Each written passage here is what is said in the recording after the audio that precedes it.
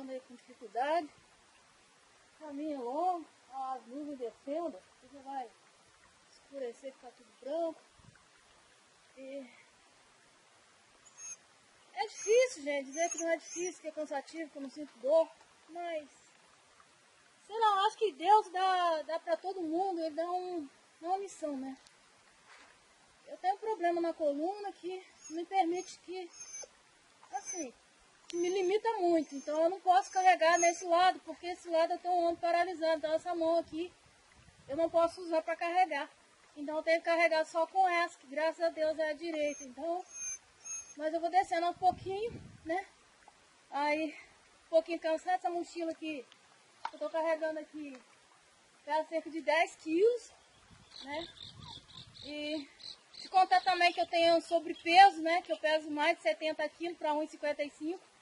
Então, realmente vocês vão notar que é realmente um grande esforço, pela quantidade daqui até lá embaixo, 3 quilômetros, né?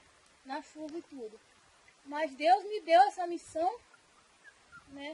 De ajudar os animais, de fazer tudo por eles, e eu sou feliz assim. Eu podia estar lá na cama, eu podia estar lá na minha casa, sentada em frente ao computador, falando mal da vida dos outros, perturbando a paz dos outros, caluniando os outros, né?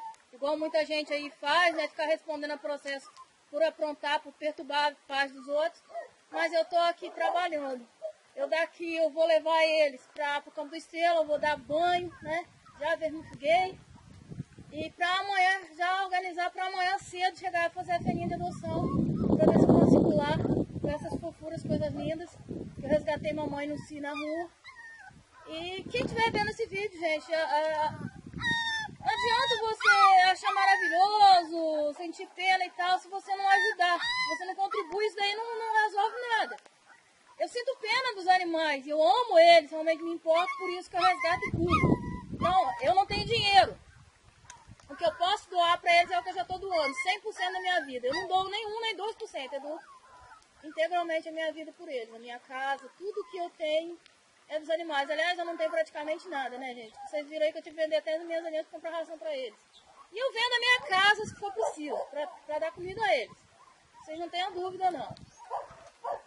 Então, gente, grande abraço a todo mundo. Deixa eu descer devagarzinho, já tá me dando até tosse. Peguei chuva na subida e na descida. Vamos lá, galera! Essa daqui é daqui mesmo, é minha.